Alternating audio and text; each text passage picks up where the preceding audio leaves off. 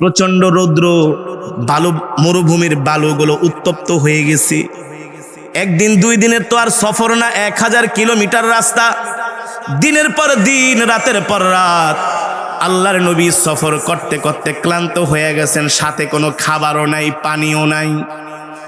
রহমাতুল্লিল আলামিন বলেন, আবু বকর দেখেন তো কোনো বাড়িঘর দেখা যায় কিনা, যেখানে যাইয়া আমরা একটু কিছু সময় বিশ্রাম নিব, একটু পানি টানি খাবো। সাইয়েদনা আবু বকর তাকায় দেখেন অনেক দূরে একটা বাড়ি দেখা যায়। আবু বকর রাদিয়াল্লাহু তাআলা আনহু বললেন, ওগো আল্লাহর নবী, উনজুর ইলাল আমাম, সামনের দিকে তাকায় দেখেন অনেক দূরে একটা বাড়ি দেখা যায়। নবীজি বললেন, ইমশি মাই, চলো আমরা ওই বাড়িতে যাই একটু বিশ্রাম নেই, তারপরে আবার আমরা রওনা শুরু করব। কারণ দুপুরবেলা প্রচণ্ড রোদ, এই রোদের মধ্যে হাঁটলে তো আমরা ক্লান্ত হয়ে যাব। রোদটা একটু যখন কমবে, রোদের তাপ, তখন আমরা আবার হাঁটবো। কারণ গরমের চাই ঠান্ডার মধ্যে হাঁটতে আরাম বেশি, ঠিক না? এই হেঁটে ঘোড়ার পিঠে চড়ে, উটের পিঠে চড়ে আল্লাহর নবী সাইয়েদনা আবু বকরকে নিয়ে যাত্রা করতেছেন, হাঁটতেছেন। হাঁটতে হাঁটতে অনেক দূরে একটা বাড়ি দেখা যায়। আল্লাহর নবী বললেন, আবু বকর চলেন ওই বাড়িতে যাই একটু আমরা বিশ্রাম করি। এবার ওই বাড়ির কাছে গেলেন, যা দেখলেন মরুভূমির পাশে ছোট্ট একটা ভাঙ্গা কুঠুরি, ছোট্ট একটা ঘর, ওই ঘরের দরজাটা লাগানো। এবার সাইয়েদনা আবু বকরকে আল্লাহর নবী নির্দেশ দিলেন, ইয়া আবা বকর ইফতাহিল বাব, দরজাটায় নক করেন আর বলেন, কে আসো, দরজাটা খুলে দাও। সাইয়েদনা আবু বকর দরজার কাছে যেয়ে নক করলেন আর বললেন, ইফতাহিল বাব, দরজাটা খুলে দাও। ভিতর থেকে আওয়াজ আসলো, এ তোমরা কারা? মান আনতা ওয়া মা আনতা, কি তোমাদের পরিচয়, কোত্থেকে তোমরা এসছো? বলে, জিতু মিনাল মক্কা ইলাল মাদিনা, আমরা মক্কা থেকে আসছি, মদিনার দিকে যাব। তো আমার বাড়িতে কেন আসছো? বলে, আমরা দুইজন মানুষ মক্কা থেকে মদিনায় যাইতেছি, আমাদের কাছে কোনো খাবার নাই, কোনো পানি নাই, প্রচণ্ড রৌদ্রের তাপ, এই কারণে তোমার বাড়িতে আমরা কিছুক্ষণ বিশ্রাম নিয়ে আবার রৌদ্রটা কমলে আমরা আমাদের যাত্রা শুরু করব। এখন যদি তোমাদের ঘরে কোনো খাবার থাকে, কোনো পানি থাকে, আমাদেরকে একটু দাও। ঘর থেকে আওয়াজ দিয়া বলল, শোনো, আমরা গরিব মানুষ, আমি আর আমার স্বামী দুইজনে আমরা এই বাড়িতে থাকি, দুইজন আমরা এখানে সংসার করি। আমার স্বামী বকরি চড়ানোর জন্য মাঠে চলে গেছে, ওই বকরি থেকে আমরা দুধ দহন করি, আর ওই দুধ খাই আমরা বেঁচে থাকি, আমাদের তেমন কোনো খাবারের আর কিছু নাই, আমরা একেবারে নিঃস্ব গরিব। সাইয়েদনা আবু বকর বললেন, তাহলে ঘর থেকে কিছু পানি দাও। বলে, পানিও শেষ, স্বামী আমার সন্ধ্যার সময় পানি নিয়ে ঘরে আসবে। আল্লাহর নবী তাকায় দেখলেন ঘরের সামনে একটা বকরি বাঁধা। আল্লাহর নবী বললেন, আবু বকর, এই যে ঘরের সামনে একটা বকরি বাঁধা আছে, অনুমতি নেন, আমি এই বকরি থেকে একটু দুধ দহন করে আমরা দুইজনে একটু পান করি। চিন্তা করেন নবী কেমন ক্ষুধার্ত, কেমন তৃষ্ণার্ত ছিলেন নবী রহমাতুল্লিল আলামিন। আবু বকর ঘরের সামনে যে বকরিটা বাঁধা আছে তার থেকে অনুমতি নেন, আমরা একটু।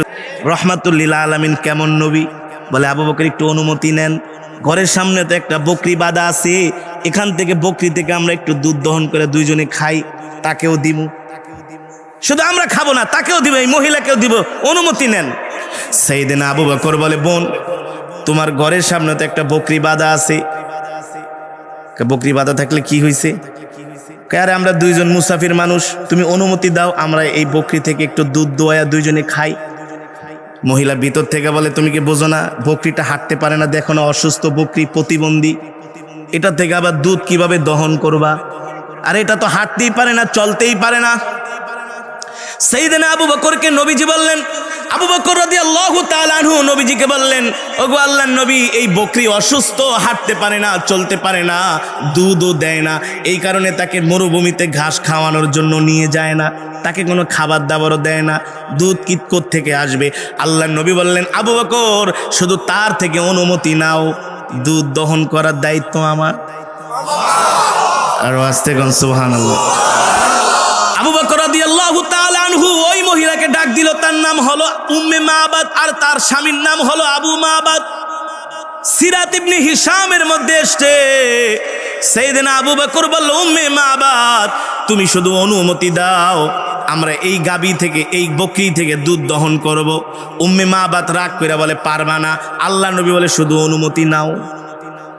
এবার মহিলা একেবারে নিরুপায় হয়ে বলে ঠিক আছে যাও, আমার কথা শোনো না, বোঝো না, কথা বললাম অসুস্থ বকরি, হাঁটতে পারে না, প্রতিবন্ধী, দুধ কোত্থেকে দিবে? ঠিক আছে যাও বাবা, যদি পারো তোমরা দুধ দয়া খায়া তারপরে তোমরা চলে যাও। রাগ হইয়া আল্লাহ নবী বলেন আবু বকর তাইলে একটা পাত্র আনতে বলেন। কি? উম্মে মাবাত ঘর থেকে সাগীরুন ছোট একটা পাত্র দিলেন। আল্লাহ নবী কয় আবু বকর এত ছোট পাত্রে হবে না। উম্মে মাবাত আরো বড় পাত্র দেন। এই কথা শুনে আরো খেপছে।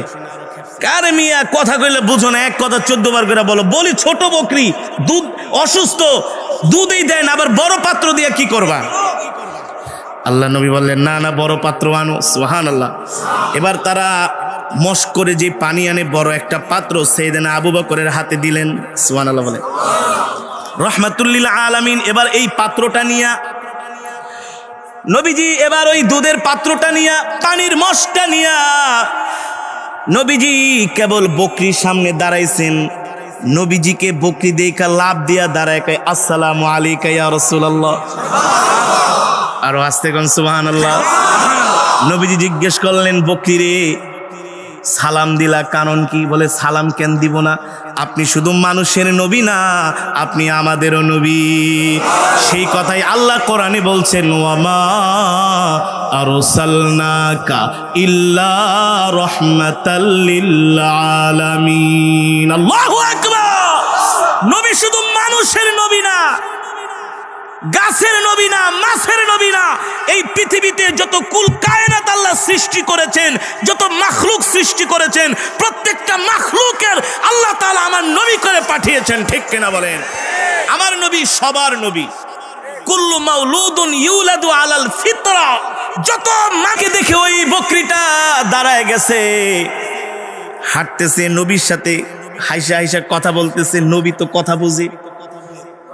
ছাগলের বকরির সাথে নবীজি কথোপকথন করতেছে, তুই কয়দিন ধরে অসুস্থ? বলে এতদিন ধরে, কিন্তু আপনাকে দেখে আমি সুস্থ হয়ে গেছি। আল্লাহু আকবার। উম্মে মাবাত ঘরের দরজাটা একটু ফাঁকা করে দেখতেছে, বকরির সাথে রাহমাতুল লিল আলামিন কথা বলে। যেই বকরি হাঁটতে পারে না, চলতে পারে না, এখন সেটা সুস্থ হয়ে গেছে, দৌড়ায়, নবীর সাথে খেলা করে। উম্মে মাবাত বলে এটা আবার কি দেখলাম? এমন ঘটনা তো জীবনে কোনোদিন। যেই বকরি হাঁটতে পারে না, চলতে পারে না, অসুস্থ, সেই বকরি হাঁটতেছে, নবীর সাথে কথা বলতেছে। উম্মে মাবাত এই দৃশ্য দেখা তিনি অবাক হয়ে গেলেন। উম্মে মাবাত বলেন আমি যখন দরজাটা একটু ফাঁকা করে বাহিরের দিকে তাকাইলাম, দেখি আমার উঠানের সামনে, মনে হয় এটা কোনো মানুষ না, মনে হয় আসমান থেকে পূর্ণিমার চাঁদ উদিত হয়েছে। কারণ আমার নবী এত সুন্দর, এত সুন্দর, নবীর চেহারার দিকে তাকাইলে আর চোখ ফিরানো যেত না। আল্লাহু আকবার।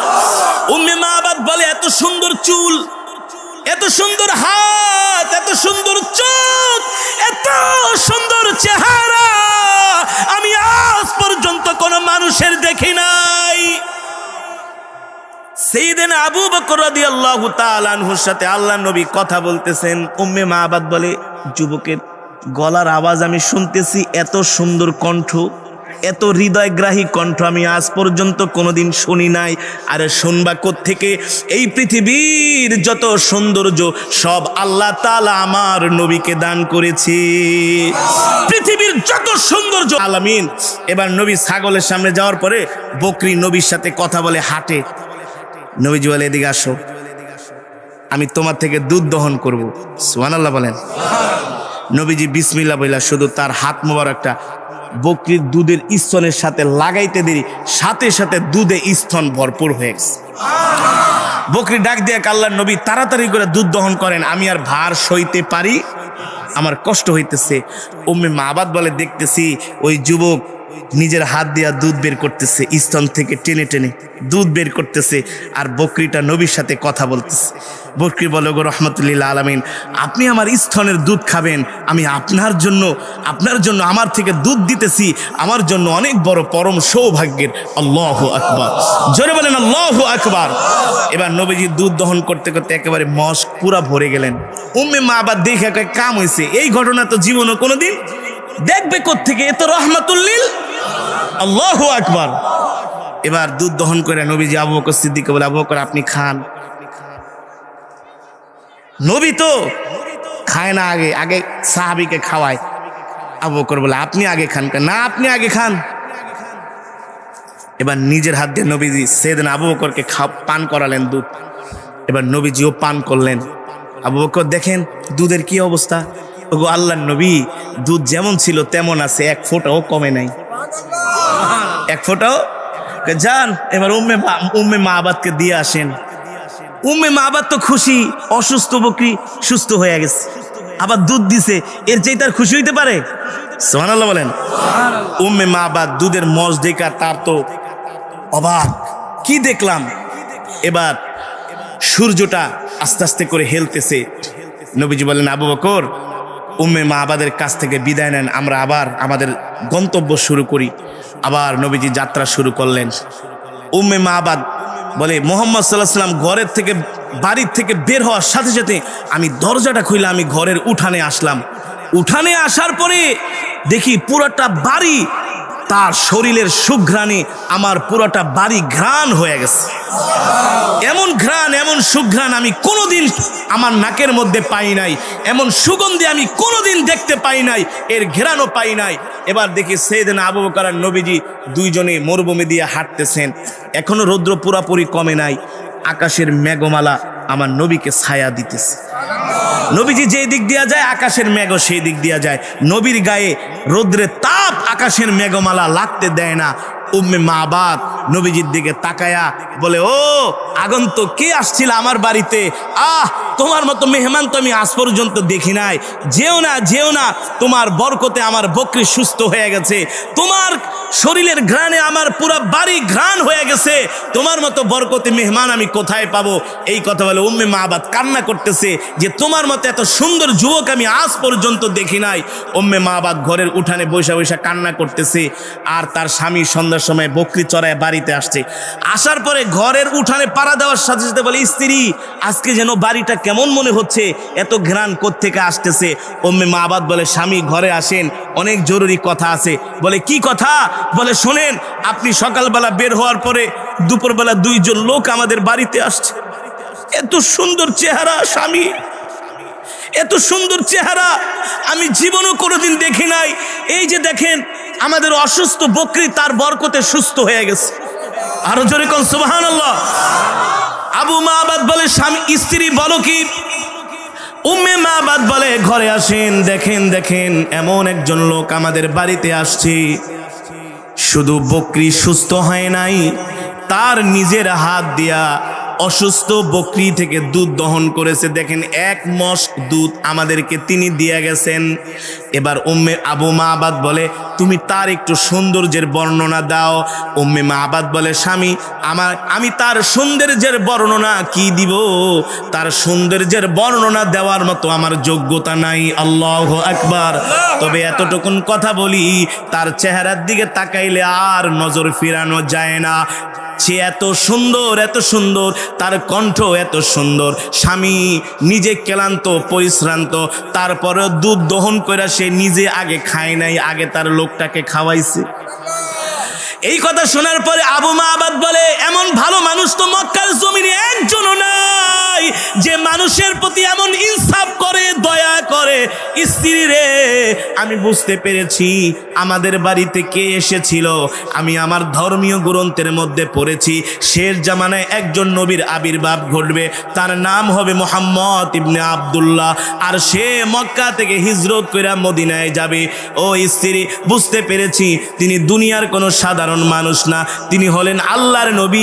তিনি মক্কা থেকে হিজরত করে মদিনায় যাচ্ছিলেন। আর ওই নবীকে পাওয়ার জন্যই তো আমি এই মরুভূমির মধ্যে ঘর বানাইছি। আল্লাহু আকবার। স্ত্রী ঘর ভাঙ্গা ভাঙ্গা চলো আগে যে মদিনায় যে নবীর সাথে সাক্ষাৎ করি। আল্লাহু আকবার। এবার আবু মাবাদ উম্মে মাবাদ দুইজন মিলে ঘর ভেঙে যা ছিল গাট্টি বুস্তা বকরি ভেড়া বকরি নিয়ে তারা মদিনার দিকে রওনা শুরু করছে। মদিনায় অনেক দিন সফর করে করে তিনি মদিনায় গেলেন, আল্লাহর নবীর সাথে সাক্ষাৎ করলেন। উম্মে মাবাদ বলে, ওগো আল্লাহর নবী, ওই যে আপনি আসার পথে একটা বাড়িতে যায়া বকরি থেকে দুধ দহন করছিলেন, আমি সেই বাড়ির মালিক। নবীজি বলে, তাইলে তোমরা তো আজকে আমার মেহমান। আল্লাহু আকবার। তোমরা তো আমার মেহমান। আবু মাবাদ বলে, একদিনের মেহমান হতে চাই না, সারা জীবনের জন্য করে মেহমান বানায় নেন। ওগো আল্লাহর নবী, আমরা এসেছি আপনার হাতে হাত রেখে আমরা কালেমা পড়ে মুসলমান হয়ে যাব। আর জোরে বলেন আল্লাহু আকবার। আপনার হাতে হাত রেখে আমরা কি করব? কালেমা পড়ে মুসলমান হয়ে যাব। এবার দুইজনই কালেমা পড়ে মুসলমান হয়ে গেলেন। সেই নবীর উম্মত হলাম আমরা, যেই নবী রাস্তা দিয়ে হাঁটলে আকাশের মেঘমালা নবীকে ছায়া দেয়, যেই নবী হাঁটলে গাছ সালাম দেয়, যেই নবী হাঁটলে পাথর সালাম দেয়, যেই নবীর জন্য আল্লাহ তাআলা ঘোষণা করেছেন, নবী, পৃথিবীর মানুষ যদি আপনাকে ভালো না বাসে, আমি আল্লাহ তাকে ভালোবাসবো। আপনাকে যদি দিল থেকে তারা যদি গ্রহণ না করে, আমি আল্লাহ তাদেরকে গ্রহণ করব না, এমনকি আমি আল্লাহ তাদেরকে জান্নাতেও প্রবেশ করাবো না। এ কারণে একমাত্র হাসরের ময়দানে বিচারের কার্য থেকে যদি মুক্তি পেতে চাই, আল্লাহর আদালত থেকে যদি বাঁচতে চাই, যদি জাহান্নাম থেকে জান্নাতে যেতে চাই, আল্লাহর নবীর সুপারিশ সাফায়াত ছাড়া আমাদের বিকল্প কোনো পথ আছে? জোরে বলেন আছে? এ কারণে জীবনে যতদিন বাঁচবো, জীবনের চাইতে আল্লাহর নবীকে ভালোবাসবো। আমার